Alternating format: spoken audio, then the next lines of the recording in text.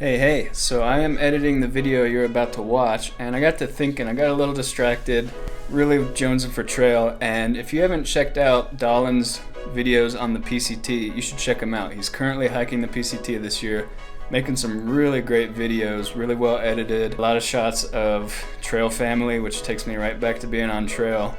And they don't have a lot of views. He deserves a lot more views than he's getting because he's got some great content. So I'm gonna put a link to his channel down below. Check it out, it's great stuff, especially if you're jonesing for trail video. Back to the regular video.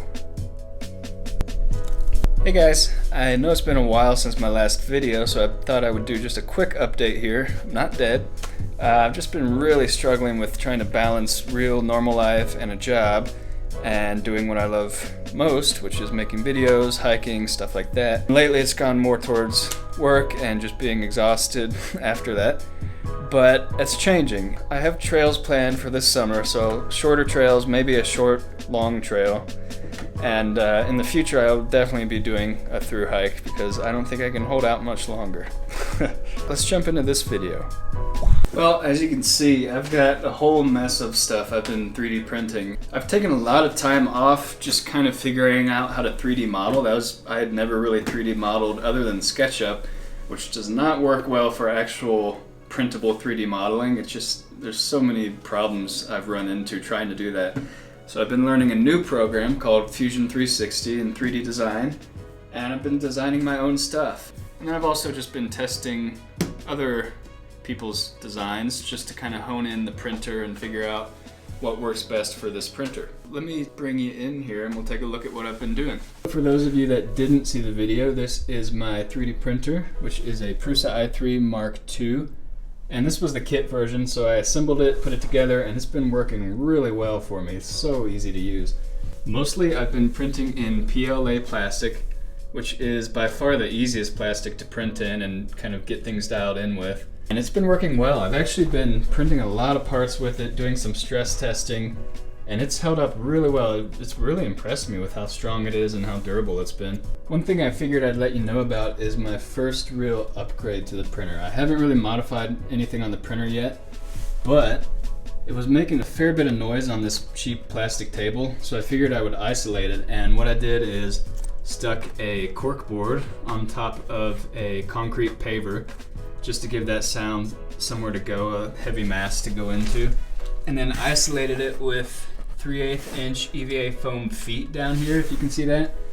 And it's been a really nice upgrade. This thing has been very quiet now.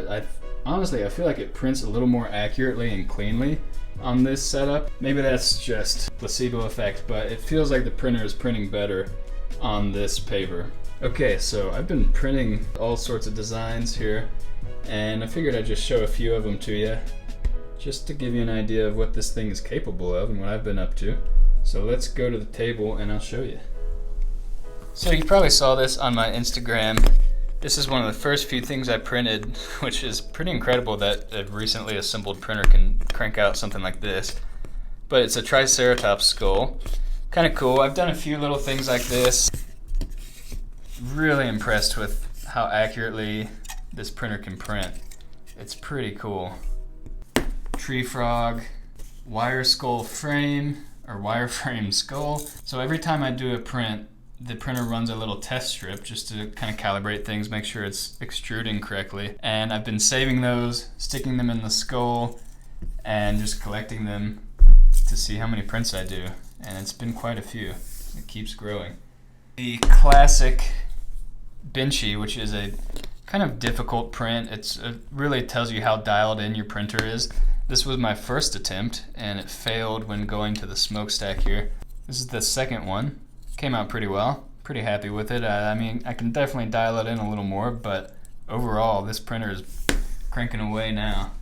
A GoPro house, just handy to have really.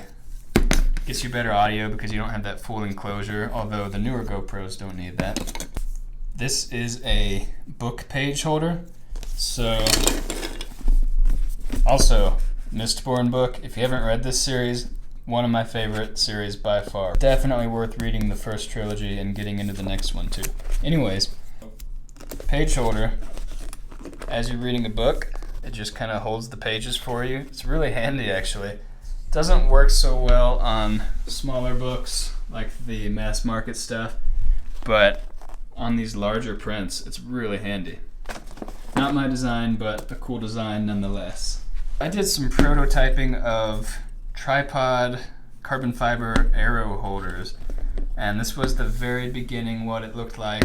Very basic modeling, and as I progressed in the 3D modeling program, that modeling got a little more advanced, moved to something like this, a little sleeker, sexier. Eventually, I had all sorts of different prototypes, and this is where I really started stress testing. So I would test these little ball heads and try to figure out what design worked best for what I was doing. Eventually, I came up with an ultralight tripod made from carbon fiber arrows. Let's check it out. This was my first real design and print, functional print. And what it is just a few ball head sockets, 3 of them, joined together to make a tripod. My intent was trying to come up with a really lightweight backcountry tripod, and this was my first design. It's pretty cool. It's actually very functional, and the cool thing is, if we go to the scale, most tripods you see for the backcountry are pretty heavy, like around 5 ounces, and really only give you about 6 inches of height on the tripod. This one gives you 32 inches of tripod, and it's adjustable height. It comes in at 4.3 ounces. It's worked really well so far. It definitely needs some improvements, but I'll show you how it works here. Just flare out these legs. Based on where you position the legs, you can vary the height of the tripod and the angle of it and all of that jazz. But you can see the legs are fully adjustable out into a fairly wide angle here. And now as you get to this wider angle, you're putting a lot more stress on these parts. So I have definitely seen them break a few times. And that's why there's a silver one, just to print it as a replacement. But yeah, it's just been cool kind of experimenting with tripods and how they work and seeing what kind of stress these prints can take. It's a 1/4-20 mount, so you can mount your camera directly onto that. Or if you have a phone, you can mount it on there with a phone mount. You can also put a socket, a ball socket on there, so you have a full panable, tiltable camera mount. I'm happy with it, but like I said, improvements are coming. Something I've really been excited about is this. This is an ocarina, and it actually printed vertically, so it printed off the printer kind of like this. I did not design this, that would be really hard. I printed it, and within a few hours I was playing an instrument. Check it out.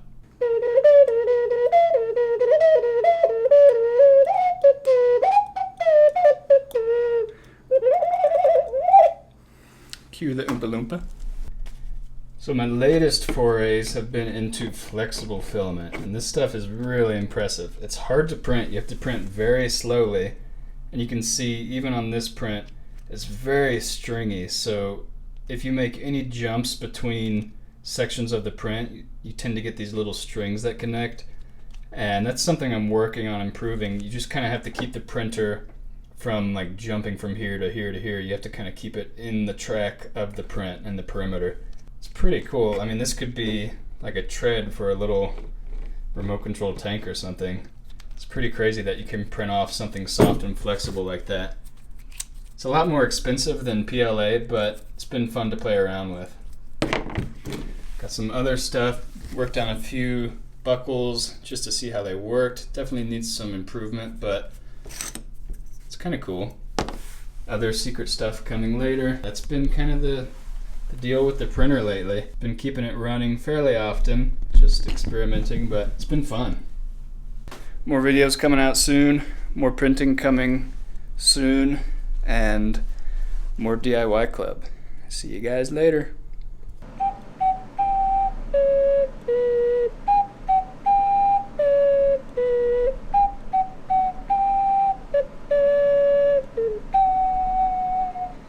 High Peak stickers are in, and they will be coming out soon.